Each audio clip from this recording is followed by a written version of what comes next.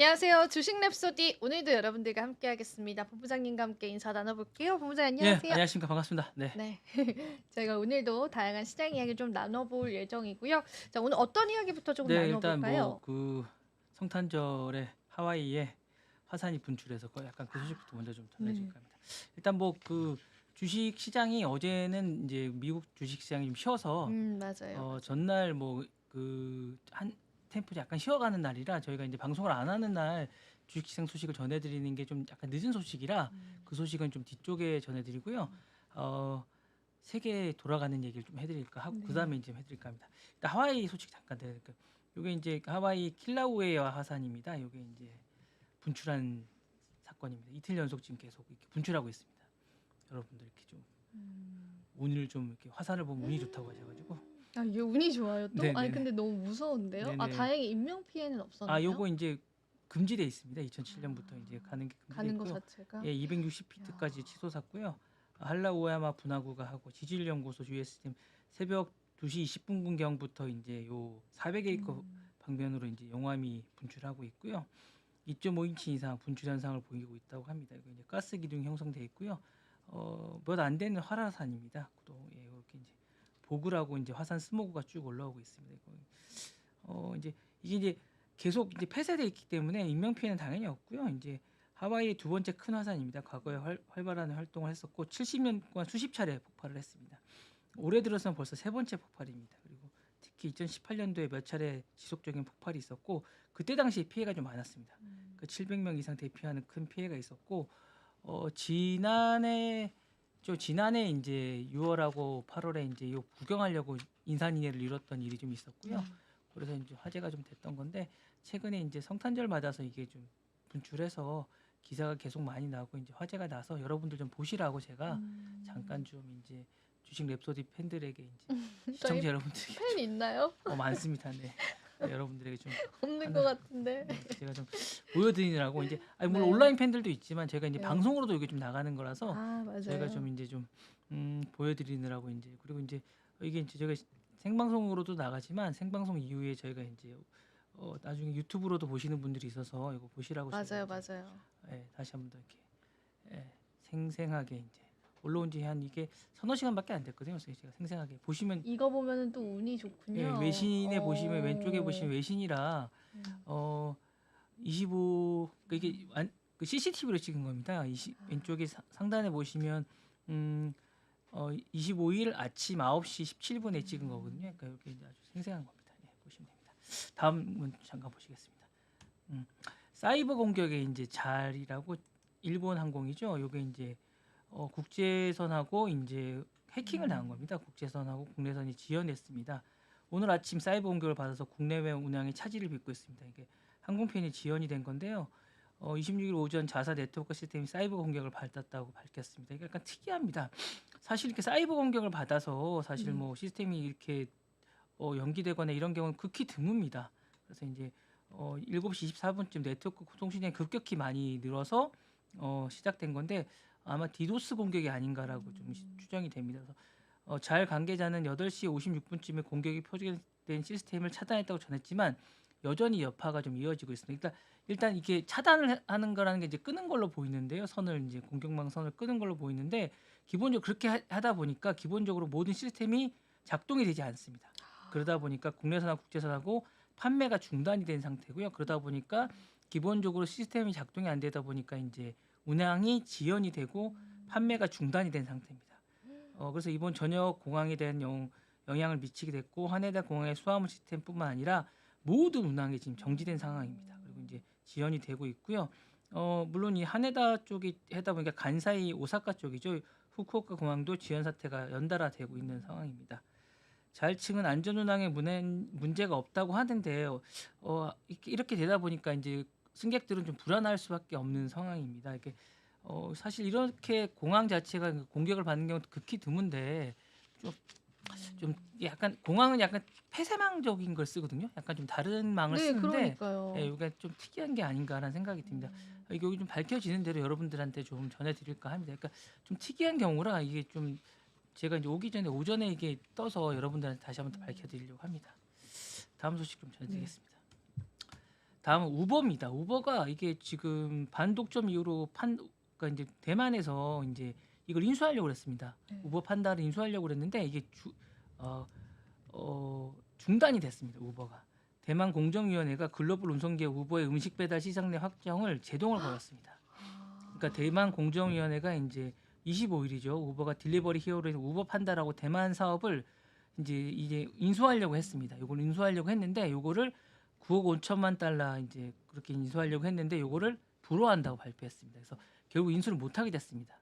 사실은 이제 우리나라 마찬가지로 대만도 이제 이 배달 사업이 이게 되게 딜리버리 사업이라고 그러죠. 잘 돼 이제 있어요. 예, 되게 잘 돼 있고 이게 크게 팽창해 돼 있습니다. 그래서 이 사업이 이제 우리 배민이나 이런 것처럼 되게 잘 돼 있거든요. 그래서 그런데 이제 공정위나 언론 브리핑에서 합병이 전체 경제적 이익보다 부정적인 영향을 미칠 가능성이 크다라고 하고 우버가 시장 조치만으로 경쟁을 해결할 수 없다라고 하게 되는 거죠. 그러니까 결국에 우리 배민도 사실은 이제 외국 자본이 지금 대주주로 돼 있지 않습니까? 네, 맞아요. 그러다 보니까 이제 이런 것들을 이제 우려하는 것 같고요. 대만 음식 플랫폼 시장에는 우버이츠가 주요 경쟁자로 푸드판다를 두고 있고 두 회사가 합병을 이루어질 경우에 기본적으로 90%가 넘습니다. 지금 우리도 사실은 배민을 하고 있는 이쪽이 거의 이제 과점을 하고 있는데 사실 이러다 보니까 이제 그 우버이츠가 거의 다를 점령하게 됩니다. 이게 이 푸드 판다를 하게 된 경우에 그래서 이제 사실 이렇게 되면 이제 독점 진짜 사실상 독점을 하게 되는 거죠. 그렇네요. 네. 그걸 우려하는군요. 네, 그래서 그죠? 이제 그렇게 돼서 이제 창출을 하게 되고 그럴 경우에 이제 음식 배달 가격이 급상승하게 되고 이런 것들이 계속 그럴 수밖에 없게 되는 거고 사실은 우리나라도 이제 뭐 약간 그런 우려가 있고 나서 사실 지금 음식 가격 배달 가격이 물론 뭐 이제 쿠팡이츠라고 이제 대체제가 나오면서 뭐 약간 경쟁 체제가 되긴 했지만 배달비가 너무 비싸죠. 예, 그죠? 비싸죠. 사실은 이제 예전에는 상상할 수 없었던 네. 예, 그런 것들이 계속 일어나고 있는 그래서 거죠. 안 시켜 먹게 돼요. 네, 네. 진짜로요. 아니면 자기가 이제 가서 가져오는 거나 그 픽업 예, 하거나 픽업을 그죠? 하거나 아니면 네. 뭐 가서 먹거나 아니면 음식을 시켜 먹지 않게 되거나 맞아요, 이렇게 된 경우가 많거든요. 굶거나 아주 굶기도 합니다. 특별한 경우가 네. 아니면 이제 시켜 먹는데 네. 사실은 저는 그런 생각도 해요. 이게 진짜 무료라고 하는데 이 안에 음식 가격 안에 그게 들어가 있지 않을까라는 생각도 들긴 해요. 이게 생각보다 음식 가격이 너무 비싸다는 생각이 들거든요. 음식 가격 비싸죠. 왜냐하면 제가 네. 이제 떡볶이 같은 거를 이제 시켜 먹으면 그 가게에서 먹을 때보다 비싸다는 생각이 많이 들거든요. 맞아요. 네. 가격 달라요.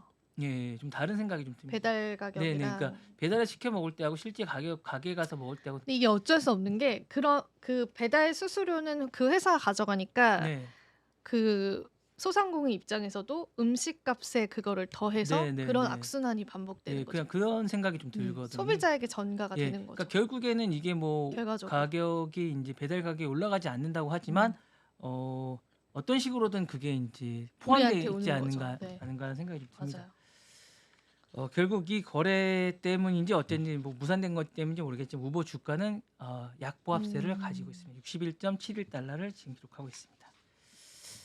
다음 소식 잠깐 전해드리겠습니다. 요거 이제 좀 보시면 좀 재밌는 얘기인데요. 한번 보시죠. 예, 요거 이 준준이라고 아기 불곰입니다. 이제 중국의 대세로 떠오르는 곰인데요. 상하이 쪽에 있는 곰입니다. 화제가 되고 있는 곰입니다. 이거 중국에 가시면 꼭 한번 보시라고 제가 준준이라고 불곰인데요.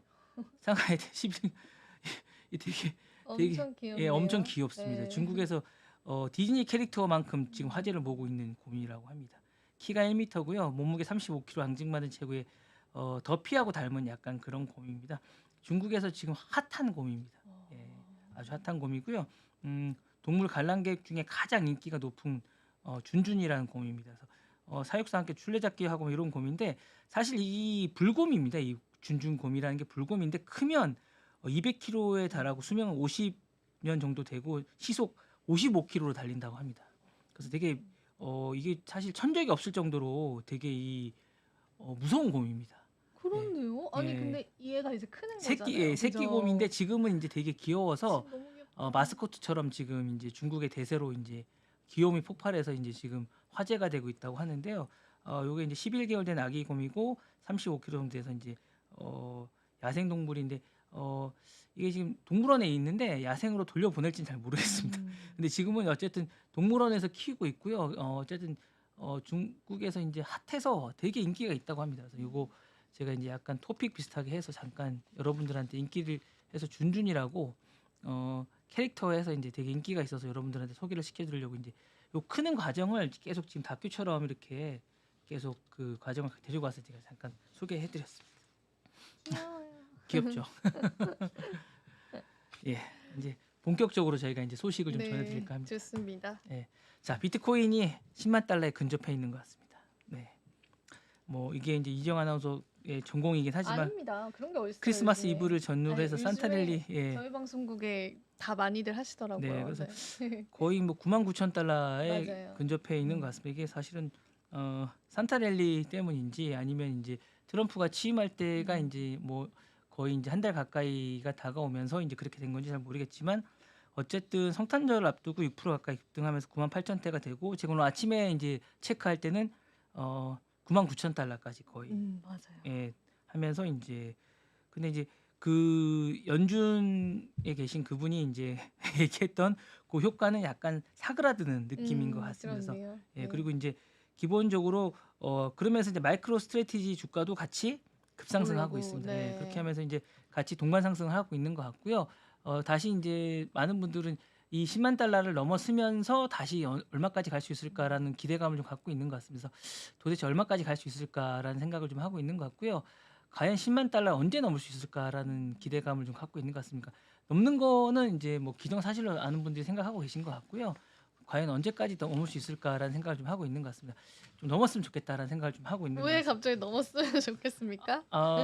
어쨌든 나무 대통령이 이제 나오시니까. 나오시니까 이제 네. 그런 것 같고요. 전반적으로 이제 시장 자체가 뭔가 좀 그 활력소가 있었으면 좋겠다는 생각이 좀 들어요. 너무 침체돼 있으니까 시장이 너무 침체돼 있으면 좀 그런 거가 있으니까 뭔가 좀 있었으면 좋겠다라는 생각을 좀 하는 것 같습니다. 네. 맞아요.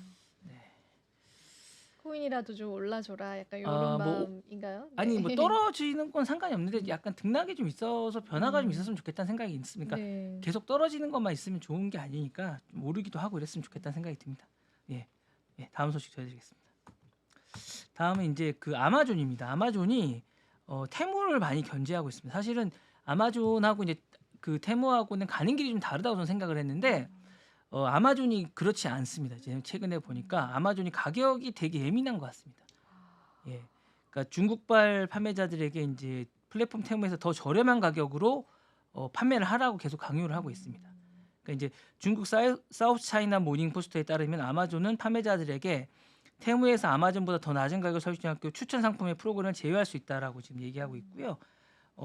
바이박스에서 이제 이런 부분을 얘기할 때 이제 좀 더 싸게 팔아라 자기네들보다 테무보다 이렇게 얘기하고 있는 것 같습니다. 그래서 이런 부분들을 이제 계속 견제하고 나서고 있는 것 같습니다. 그러니까 아니 테무보다 어떻게 더 싸게 팔 수 있을지 잘 모르겠습니다. 저는 테무 진짜 싸던데 이걸 맞출 수 있을지 모르겠고요.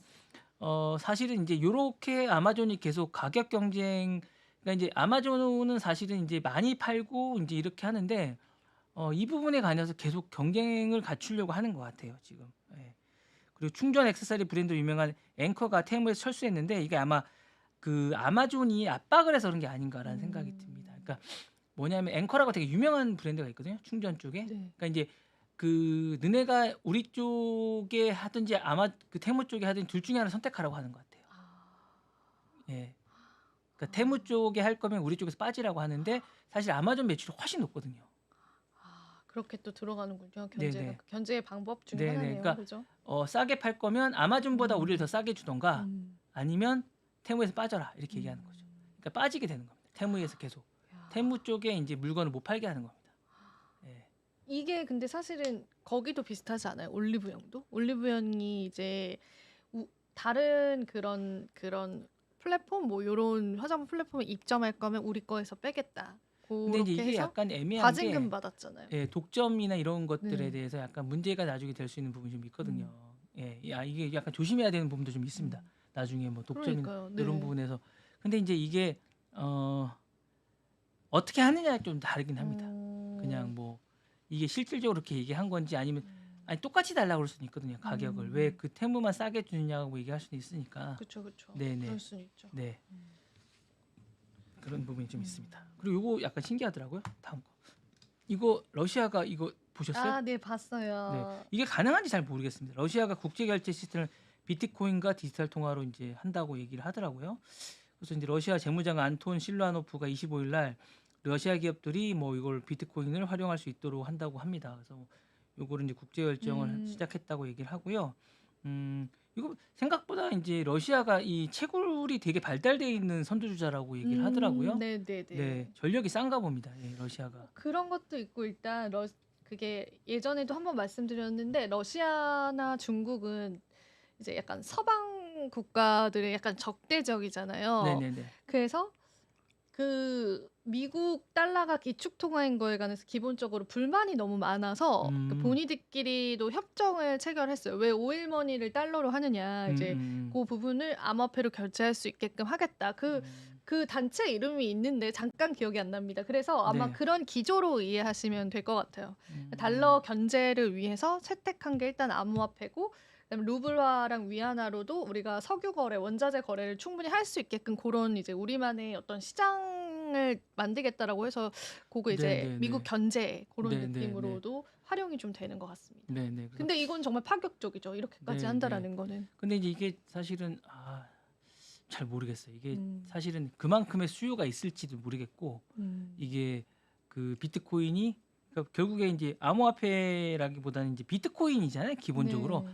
이게 기축 통화를 쓰겠다는 게 비트코인이잖아요. 암호화폐 전체가 아니라 네네. 비트코인이잖아요. 비트코인을 근데 통해서. 비트코인이 네. 그만큼의 수를 다 충당할 수 있을지도 잘 모르겠습니다. 이걸 그냥 이제 수단으로 쓰는 거죠. 그래서 이제 네. 다시 거래소에서 현금으로 바꾸거나 네네. 본인의 아니 통화로 근데 그게 바꾸거나. 전체 전 세계를 커버할 수 정도의 양이 되는지 잘 음. 모르겠습니다. 기축 통화를 다 커버할 수 아, 있을지. 기축 통화로서는 사실 쉽지는 않다고 저도 네네네. 생각을 하고 일단 네네. 이제 거래 수단으로 사용을 하겠다라는 그런 네네네. 뜻인 것 같아요. 네. 음. 근데 이제 거래 수단을 하려면 뭔가 기축 통화의 성격을 좀 갖춰야 될 뭐 텐데. 변동성이 없거나 그죠? 네네네. 그런 게 예. 좀 있긴 해야 되죠. 예. 그래서 이제 맞아요. 그게 이제 가능할지를 잘 맞아요. 몰라서 제가 그것 맞는 말씀입니다. 예, 여쭤보고. 네. 그다음에 이제 요거는 좀 지난 소식이긴 한데 그래도 이제 장이 열렸던 거라 다음 소식. 테슬라가 많이 뛰었습니다. 맞아요. 네, 3대 지수가 뛰면서 테슬라가 24일 뉴욕 증권거래소 소식은 좀 전해드려야 될 것 같아서 이걸 뒤쪽에 이제 배정했으면서 S&P 지수나 다 3대 지수 다 뛰었습니다. 그래서 뉴욕 증권거래소 S&P 지수가 1.10% 상승했고요. 다우 지수 0.1991%, 나스닥은 1.35% 각각 상승했습니다. 그리고 이제 저희도 일찍 이제 장을 폐장하기도 하는데 크리스마스를 맞이해서 조기 폐장했고 거래량도 감소했고 대형 기술주가 강세를 보였습니다. 테슬라가 7.35% 급등했고 애플이 1.15%, 엔비디아가 0.39%, MS가 0.94% 했습니다. 그리고 알파벳이 0.81% 전반적으로 다 했습니다. 메타하고 아마존도 각각 1.32%, 1.717% 잠깐 상승했습니다. 그러니까 전반적으로 이제 기대감이나 이제 산타랠리에 맞춰서 전반적으로 다 상승을 했고요. 기술주가 올 상반기에 전반적으로 다 상승을 했습니다. 그리고 우상향인 거고 전 세계의 돈이 다 미국에 몰린다고 보시면 될 것 같고요. 빅테크 쪽에는 다들 기대감이 있습니다. 그리고 얼마 전에 좀 나온 소식인데 오늘 뭐 전해드리면 올해 이제 미국인들이 가장 많이 투자한 주식은 엔비디아라고 합니다. 엔비디아의 음. 주식을 가장 많이 했고요. 지금 뭐 상반기에 이제 그 트럼프 효과에 가장 많이 봤던 그 주식은 테슬라는 3위라고 합니다. 네, 그래서 3위로 됐고요. 엔비디아가 역시 많은 분들이 많이 했고요. 그리고 이제 제가 보기에는 애플이 4조 달러를 돌파하는 데는 가장 먼저 가지 않을까라는 생각이 들거든요. 그러니까 기본적으로 애플이 은근히 강한 그런 주식인 것 같긴 합니다. 그리고 오늘 밤 25일이 어젯밤은 이제 휴장했습니다. 예, 맞아요. 네, 네. 그렇게 보시면 될 것 같습니다. 네, 여러분 다음 소식 잠깐 전해드리겠습니다. 오픈AI가 자체 휴머노이드 개발 로봇 산업을 음. 지금 준비하고 있습니다. 그러니까 인공지능을 개발하는 인간형 로봇을 지금 개발하고 있다는 소식이거든요. 오픈AI가 그러니까 이게 이제 기본적으로 이제 디인포메이션이라고 이제 디인포메이션이라는 매체가 제가 보니까 되게 소식이 약간 시크릿한 얘기를 되게 많이 전해주면서 정확한 소식인 것 같아요. 그래서 오픈AI가 자체 휴머노이드 로봇을 개발하고 있다고 합니다. 그래서 이 로봇 스타트업에 이제 충분히 참여하고 기술 기반을 다지고 있고 피규어라고 이제 자체적으로 이제 그런 AI하고 원엑스 같은 스타트업에 이제 투자를 한다고 하고요. 이렇게 해서 이제 같이 제작을 하고 있다고 합니다. 그래서 요거는 이제 같이 얘기를 하고 있고요. 요런 것들을 실질적으로 제작도 하고 있고 인제 자신들이 투자받은 금액이 한 66억 달러 정도 있는데 우리나라 돈은 한 8조 정도 넘는 돈이 있는데 요거를 개발하는 기업에 인수할 생각도 하고 있다고 하면서 로봇을 조만간 인제 오픈 AI가 이렇게 인제 검색을 하는 요런 거 말고도 로봇을 만드는 것도 곧 할 생각도 하고 있다고 합니다. 그래서 '인공지능 로봇도 만들지 않을까.'라는 생각이 듭니다. 대단하네요. 네네. 이게 사실은 뭐 계속 상상을 뛰어넘는 뭔가를 계속 야. 내놔야 될 것 같고요. 그리고 인제 투자를 받으면 뭔가 성과를 계속 내고 인제 그래야 주가에 반영이 되고 뭔가 거기에 앞서 나갈 수 있는 뭔가 빅테크가 된다고 생각하는 것 같아요. 그러니까 헛되게 쓰지 않는 것 같아요. 그래야죠. 투자를 받았으면 네네네네. 이제 성과가 나와야 되는 거고. 네네. 요즘에 근데 AI 쪽 투자가 너무 많아서 오히려 다른 산업들 쪽으로는 제동이 걸렸다라는 얘기도 있는데 사실 AI가 시대를 선도하는 사업이니까 거기에 투자가 몰릴 수밖에 없을 것 같아요. 근데 이제 좀 산업적으로도. 음. 걱정되기는 해요. 그러니까 AI가 음. 모든 걸 해결해 주진 않거든요. 그렇죠. 그렇기는 예. 하죠. 근데 뭐 네. 의학이나 뭐 이런 쪽이나 환경이나 음. 뭐 이런 것들도 사실은 우리가 되게 필요한 부분이긴 하거든요. 네. 기후나 이런 것들이 AI가 모든 걸 해결해 주진 않잖아요. AI가 그저 네. 해결해 주지 않죠. 네. 많은 것들을. 왜냐하면 AI가 되게 문제가 많긴 하거든요. 음. 예, 기본적으로. 예, AI가 다 해결해 주지도 않아요. 왜냐하면 AI도 이게 뭐 정확한 알고리즘을 다 장착을 해야 되거든요. 전 무섭더라고요. 네. 나중에 어떻게 세상이 예, 예, 예. 변할지. 그리고 이제 기본적으로 다른 인프라들이 다 갖춰줘야 되는 부분들이 많아요. 그러니까 뭐 만약에 에너지 산업을 AI가 해결해 줄 수는 없거든요. 그렇죠. 그러니까 그거를 누군가는 AI 에너지를 만들 수 있는 기반이나 인프라를 누군가는 만들어야 되거든요. 예. 그러니까 그런 기술들을 어떻게 만들지가 저는 좀 걱정이 되긴 합니다. 네. 네. 그런 부분들이 좀 여러 가지로 걱정이 돼서 과연 이게 어디까지 갈 수 있을지에 대한 고민이 좀 있고 여러 가지로 하는 것들이 있습니다. 그래서 그런 부분에 대한 고민이 여러 가지 있어서 어떻게 될지 참 걱정이 됩니다. 예. 다음 마지막 소식입니다. 예, 구글이 이제 검색 독점 재판을 계속하고 있는데 애플이 여기 참전하고 있습니다. 갑자기. 이게 왜 참전하는지 주목을 받고 있습니다.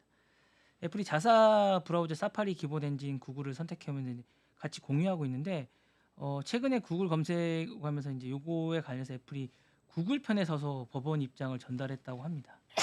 애플이 지난 23일 날 워싱턴 DC 연방법원에 제출한 문서에 애플만이 이제 요 서비스를 하면서 이제 검색 엔진을 하면서 구글 편을 들었습니다. 왜 들었는지 좀 궁금한데요. 어쨌든 요 부분을 얘기했더니 어머. 이게 요게 이제 왜냐하면 이제 요 부분에 구글이 만약에 무너질 경우 자신들이 개발했던 이 리스크가 자신들도 크다고 생각했던 것 같아요. 그렇군요. 예, 왜냐하면 독점에 관해서 뭔가 판결이 나왔을 때 애플이 입을 피해도 너무 크다고 생각했던 것 같습니다. 그래서 만약에 이제 구글과 이제 계약을 맺었던 부분도 좀 있는 것 같습니다. 한 해 한 200억 달러 정도를 계약을 맺은 게 있는데 요게 이제 크게 리스크가 좀 있는 것 같습니다. 검색 시장에서. 그러니까 이런 부분들이 자신들이 입을 피해도 좀 있기 때문에 이런 부분에서 구글의 독점 재판에 좀 자신들이 참전을 해서 뭔가 구글이 해체되거나 뭔가 피해를 입을 부분들에 대해서 뭔가 악영향을 미치지 않는 부분에 뭔가 자신들도 영향을 미치지 않게끔 하려고 하는 선제적인 조건이 아닌가라는 생각이 좀 듭니다. 그래서 그런 거에 대한 것들을 좀 하려고 하는 것 같습니다. 그래서 애플이 구글이 사실은 이제 안드로이드고 이제 애플이 생태계가 서로 달라서 경쟁 관계인데 편을 들어서 좀 약간 의아하다고 그러네요. 되게 생각하는 의아한 네, 부분이에요. 그래서 이 부분에 대해서 네. 이제 기본적으로 그렇구나. 예, 좀 특이하다고 생각을 하셨는데 그 검색에 관해서 계약 맺은 게 좀 있나 봅니다. 그래서 그 부분에 관해서 이제 약간 자신들이 피해를 입을 부분이 있어서 이제 이 부분에 편을 들었다라는 얘기를 잠시 해드릴까 합니다. 요거는 이제 들어오는 대로 제가 좀 더 얘기를 해드릴까 합니다. 여기까지 해드렸습니다. 네. 오늘 왜 이렇게 빨리 끝내셨죠? 이 이야기를 좀 많이 하시라고. 제가. 아니요, 저는 할 얘기가 많이 없습니다. 네. 해드리면 제가 다른 얘기 좀 더 해드리겠습니다. 네, 조금 해주세요. 아니, 요즘에 약간 성이 없어지셨는데요? 우리 아닙니다. 랩소디 저기 시청자분들 서운하시겠는데요? 아닙니다. 네? 해주시고 제가 네. 추가로 해드리겠습니다. 아니요, 아니 너무 하시는데요? 아닙니다. 네, 예. 알겠습니다. 저 그럼 빨리 끝내고 다시 넘겨드릴게요. 네. 네. 아유, 너무 약간 초심을 농담입니다. 초심이 살짝 네 그런 것 같습니다. 일단은 그 시장을 먼저 좀 체크를 해볼게요. 그 지금 98,000 지금 현재 녹화 시간 기준으로는 98,000달러 선 나타내고 있고요. 이더리움도 이제 3,400 부근에서 이제 지금은 크게 변동성이 없는 모습이 보여지고요. 그리고 이따가 이제 스테이블 코인 이야기도 해드릴 건데 이제 테더, 뭐 리플 이런 순으로 시가총액 지금 되어 가고 있다라고 보시면 되겠습니다.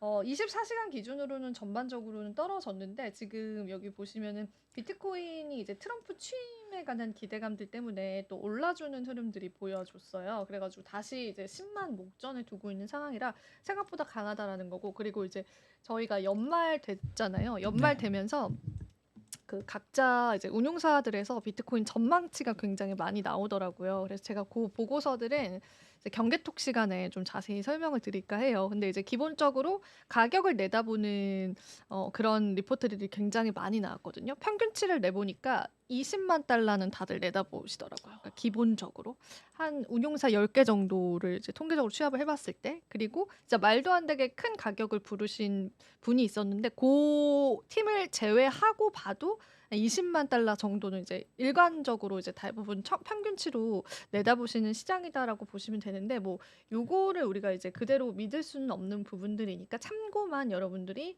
해보시면 좋을 것 같고, 오늘도 또 준비된 뉴스들 하나하나 좀 나눠볼게요. 일단은 이제 코인리스에 있는 이제 그 헤드라인들 급하게 이게 속보로 올라온 내용들이에요. 그래서 뭐 이제 뭐 사진 자료 이런 건 없지만 글로만 확인을 해볼게요. 그 핑클 성유리 씨의 남편이 징역 4년 6개월형을 받고 법적인 구속이 됐다라고 했습니다. 가상화폐 상장 청탁을 공모했다라고 해서 이게 지금은 많이 없어졌는데 예전에 우리가 암호화폐 상장이 굉장히 좀 쉬웠고 그 상장을 하기 위해서 브로커들이 또 활동을 했던 적이 있었어요. 그래서 지금은 닥사라고 해서 이제 5대 암호화폐 거래소가 모여가지고 상장 심사를 같이 하는 그렇게 조금 법이 바뀌긴 했는데 그 당시만 하더라도 이렇게 이제 빗썸에 특정 코인을 상장시켜 준다라고 하면서 코인 발행 업체로부터 수십억 원을 받은 혐의로 논란이 됐었는데 징역 4년 6개월형을 일단은 받고 법적인 구속 상태다라고 합니다. 그래서 요것도 이제 어쨌든 유명하신 분, 그 연예인의 남편이시잖아요. 그래가지고 그것도 한번 전해드리면 좋을 것 같아서 전해드렸고, 봉크 코인은 이제 밈 코인인데 5,452만 개 봉크가 2만 달러의 봉크가 소각 예정이기 때문에 이제 소각된다라는 거는 이제 가격에는 긍정적이잖아요. 그래서 소각 일정들 체크를 해보시고, 그리고 이제 여기 보시면 미국 정부 측에서 전략적 비축 자산에 관한 이야기들이 이제 설로 처음에는 좀 나왔었어요. 근데 미국 정부가 아니고 정정할게, 일본 정부에서. 네, 일본 정부에서는 전략적 준비 자산 편입 주장에 대해서 입장 표명이 어렵다라고 이제 밝혔습니다. 그리고 이제 자세히 좀 들어보면은 그 일본의 암호화폐 전문 매체에 따르면 일본 정부가 비트코인을 비롯한 암호화폐를 전략적인 준비 자산으로 보유해야 한다는 일간의 의견과 관련해서 아직은 논의 중이기 때문에 견해를 명확히 하기는 어렵다라고 이제 대답을 했습니다. 근데 또 이게 다른 기사를 보면은 그런 거 생각해 본 적 없다 이런 기사들도 있거든요. 그래서 여러 가지 기사들 보시면서 팩트 체크를 해봐야 될 것 같고, 일본에서 선택을 하는 것도 국가적으로 전략적 비축 자산을 선택한 엘살바도르 제외하고는 또 최초의 국가가 되는 거기 때문에 의미가 조금 있기는 해요. 그래서 요거는 이제 계속 제가 한번 팔로우를 해보겠습니다. 자, 그리고 이제 뒤에서도 계속 말씀드릴 거지만 이제 암호화폐 OTC 거래량이 이제 집중을 했다라고 하는데 이게 OTC 거래량의 장외 거래예요.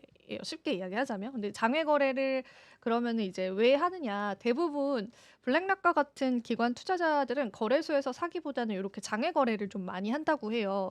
왜냐하면은 사실 뭐 여러 가지 이유가 있겠지만은 뭐 거래소에서 사게 되면 그 기록들이 조금 남게 되잖아요. 근데 이제 그런 부분들에 관해서 기업 측에서 내가 지금 얼마를 사고 있고 뭐 비트코인 얼마 샀다 이게 이제 완전히 실시간으로 거의 공개가 된다라는 게 기업 입장에서는 또 좋지 않을 수 있잖아요. 여러 가지 면으로. 그래서 장외 거래를 좀 굉장히 많이 하는데 최근에 이제 비트코인 관련해서 장외 거래가 좀 증가했다고 합니다. 그래서 그 부분들도 여러분들 같이 보시면 될 것 같고, 일단 투자자들 자체가 특히나 기관 투자자들도 일단 새로운 암호화폐에 노출하는 방안을 모색 중이다라고 합니다. 그래서 이제 비트코인, 이더리움 제외하고 알트코인 쪽에 관한 이제 포트폴리오 채택이라든지 매집 이런 부분에 관해서도 지금 적극적으로 논의 중인 상황이다라는 부분들도 보시면 되고요. 그리고 최근 암호화폐 가격 상승세 대비해서 거래량이 훨씬 더 많다라고 합니다. 크라켄의 장외 거래량은 전년 대비해서 무려 220% 증가를 했습니다. 다른 암호화폐 거래소도 비슷한 증가세를 보였다라고 합니다.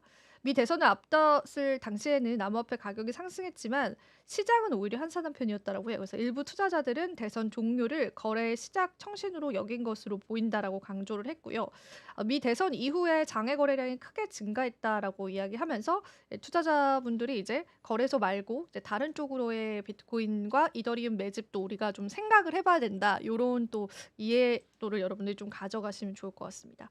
자, 그리고 요것도 이제 비슷한 맥락에서 보시면 될 것 같아요. 고래들이 프라이버시 보호 트랜잭션을 통해서 비트코인을 매집 중이다라고 합니다. 이제 고래다라고 한다면 큰손 투자자분들이잖아요. 근데 이제 그 큰손 투자자가 블랙락과 뭐 피델리티와 같은 기관 투자자가 될 수도 있고 어떤 회사가 될 수도 있는 거고 아니면 정말 큰손의 개인이 될 수도 있는 건데 이 분들이 이제 프라이버시 보호 트랜잭션을 통해서 비트코인을 매집 중이다라는 게 이제 보여졌습니다. 크립토컨트에서 제시했던 온체인 지표인데 같이 참고를 해보시면 되고요. 일단 비트코인 고래들의 코인 조인, 그러니까 이게 거래를 한데 묶어서 출처를 알 수 없도록 만든 믹싱 거래라고 해요. 이 거래가 급격하게 늘고 있다라고 합니다. 코인 조인 트랜잭션이 보시면은 최근에 굉장히 많이 늘었죠. 저희가 조정 국면이었을 때도 이제 증감 추사를 보냈는데 주기영 대표가 이제 자신의 X를 통해서 지난 2년 동안 연평균 코인 조인 거래 건수가 3배 이상 증가를 했다.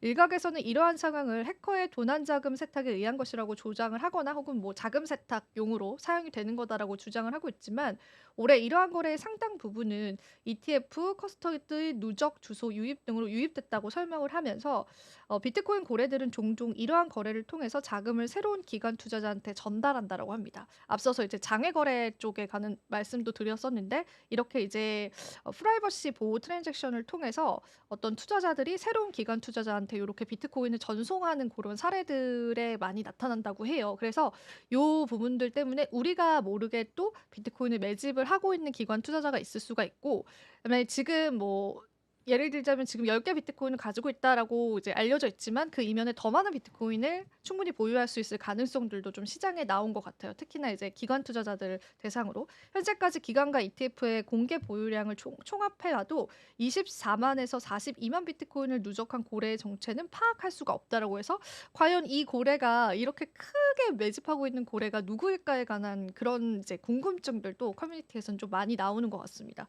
그래서 아직 우리가 모르는 어떤 대형 이제 세력들의 매집들이 충분히 있을 수 있다라는 것들 같이 살펴보시면 좋을 것 같아요.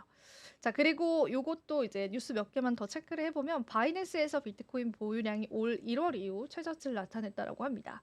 이게 이제 가격적으로는 좋은 거예요. 거래소 내에 이제 비트코인이 없다라고 하는 거니까 수요가 몰릴 경우에 가격이 좀 급격하게 상승할 수 있는 여력이 있고 비트코인의 장기적인 성장성에 대해서도 계속되는 기대감들도 현재 나오고 있다라고 보면 됩니다. 이 내용의 팩트는 이제 비트코인 보유량 올 1월 달 이후에 최저치다. 그거 정도만 여러분들이 같이 확인해 보시면 될 것 같아요.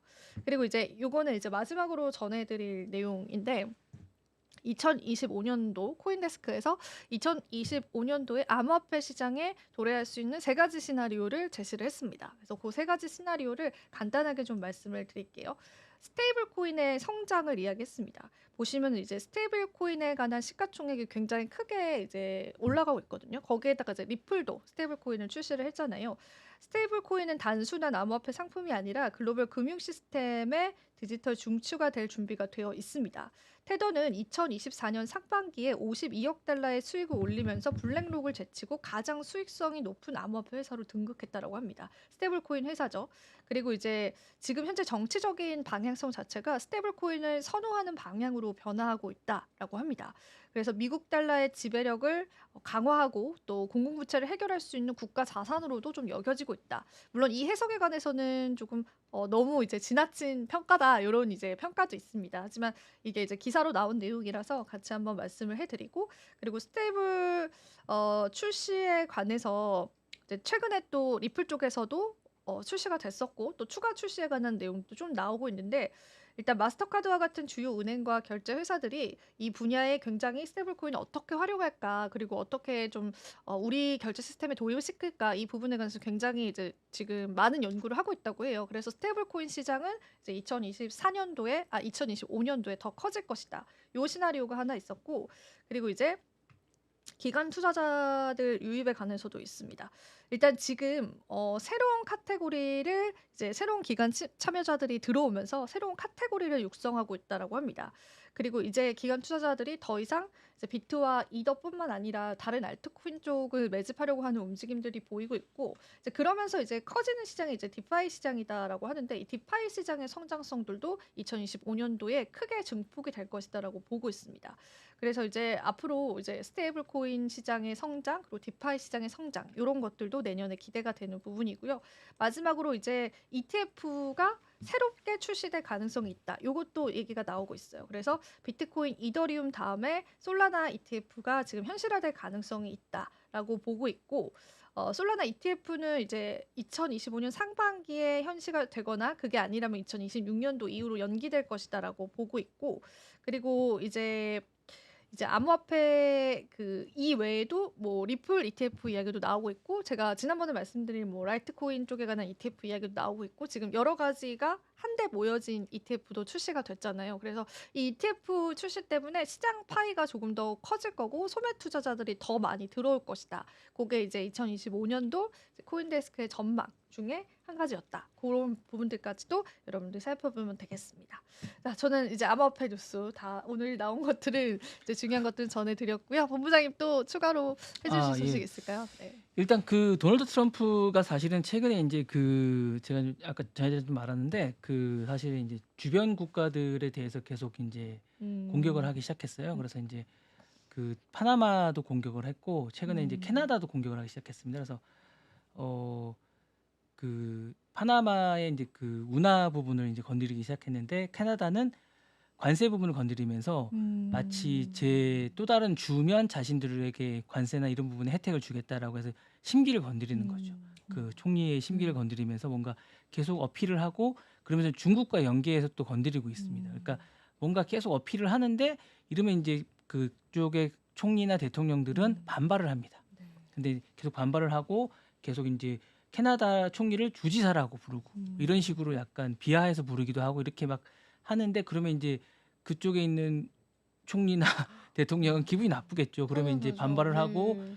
이제 하는데 이게 힘의 논리에 의해서 이제 옆에 있다 보니까 또 잘 지내야 되기 때문에 한 2, 3일 있다가는 또 친하게 또 지내고 약간 어필을 하고 뭔가 또 뭔가를 줘야 되는 뭔가를 또 얻어옵니다. 네. 트럼프가 약간 거래 기술이다 보니까 그렇게 되고 그렇게 되면서 또 덴마크하고 그린란드 문제도 또 이제 떠오르게 됩니다. 그린란드가 어디냐면 예전에 이제 메이브사를 제약이나면서 덴마크 정부를 이제 하는데 그 위쪽에 있는 약간 땅입니다. 그 부분에 관해서 이제 얘기를 하고 있는데 국방비를 내라고 하고 있습니다. 아이고, 그러니까 이 부분에 정말로요? 대해서 네. 계속 지금 얘기를 하고 있고 그 다음에 이제 조 바이든이 이제 전체적으로 예전에 그런 부분에서 이제 그 방위비 이런 부분에서 조 바이든은 기후나 이런 걸 하다 보니까 강하게 밀어붙이지 않았어요. 그러니까 강한 미국이나 이런 거에 대해서 많이 밀어붙이지 않았는데 트럼프는 그런 거에 대해서 아주 강경한 입장입니다. 그러다 보니까 이제 좀 다르다 보니까 사실 우리나라도 이 부분에 대해서 좀 준비를 해야 되는데 어떤 준비를 하고 있는지 사실 저는 잘 모르겠어요.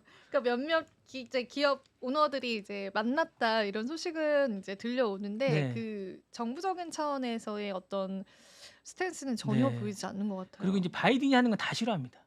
최근에 지금 이제 최근에 뭐 37명의 그 사형수에 관련해서 감형을 한 게 있거든요. 그 부분도 왜 하느냐? 그러니까 네. 그 사면받을 자격이 없다라고 얘기를 네. 한 부분도 있고요. 그다음에 이제 그 최근에 이제 그래서 이제 제가 좀 걱정스러운 건 그 반도체 보조금 부분도 네. 하고 나서 무슨 얘기를 할지 잘 모르겠어요. 나중에 네, 줄 때 네, 네. 돼서 네, 네. 그 부분에 대해서도 얘가 이제 무슨 얘기를 할지 잘 모르겠습니다. 뭐 카드를 꺼낼 수도 있죠. 네, 줄 그러니까 이제 테니까 뭐 해 다 약간 이럴 줄지도 수도 잘 있고 모르겠어요. 다 줄지도 네, 모르겠고 네. 그죠? 네, 뭔가 근데 이미 이게 약속된 건 줘야 되지 않을까요, 본부장님? 아무리 쉽게 그래도 줄 것 같지 그래요? 않습니다. 네, 그런 부분이 쉽게 줄 것 같지 않고요. 기본적으로 뭐 그럴 것 같다는 생각이 좀 듭니다. 그래서 이 부분에 대해서 뭔가 우리도 뭔가 대비책을 세워야 될 것 같고 우리가 이제 뭐 그 정영진 씨도 만나고 오고 여러분들이 이제 만나고 오지만 사실은 뚜렷하게 뭔가를 만나고 와서 성과가 뭐가 성과는 없어 예, 보인다. 네, 예, 맞아요. 뭔가를 정확하게 15분 정도 만나고 오신 것 같더라고요. 그래서 뭐 정확하게 만나고 오신 건 없는 것 맞아요. 같아서 10분, 15분 예, 정도. 그래서 뭐 그런 게 없는 것 같아서 음. 그런 부분이 좀 아쉬운 것 같은데 이제 향후에 어떻게 할지 모르겠고 지금 트럼프가 취임 전부터 많은 준비를 하고 있는 것 같습니다. 어쨌든 그 자기 있는 곳에서 이제 100만 달러 티켓팅을 한 분들과 만나면서 많은 것들을 준비하고 있는 것 같습니다. 그러면서 이제 미국의 이익에 도움이 되는 것들의 어떤 요구 사항들을 받아가지고 그거를 유럽과도 협상을 하고 우리나라와도 협상을 하고 많이 협상을 할 것 같습니다. 그래서 그걸 가지고 특히 방위비 부분에 대해서 이제 많은 관세와 방위비 부분이 이슈가 될 것 같은데 이 부분을 어떻게 우리가 이제 해결을 해야 될지 잘 모르겠습니다. 그래서 우리가 지금 카운터 파트너가 정확하게 없는 상황에서 과연 어떻게 해야 될지에 대한 고민이 좀 있는 것 같고요. 그다음에 이제 그 테슬라가 최근에 이제 텍사스주에 스페이스X 관련해서 새로운 도전을 시작하고 있습니다. 여기에 이제 정거장 같은 걸 하나 짓겠다고 우주기지 스타베이스를 네네네. 짓겠다고 얘기를 했는데 사실 이게 제가 볼 때는 약간 공약 같은 거 비슷합니다. 사실 뭐 현실적으로 그렇게 쉬울 것 같지는 않습니다. 저도 그거 들었어요. 네.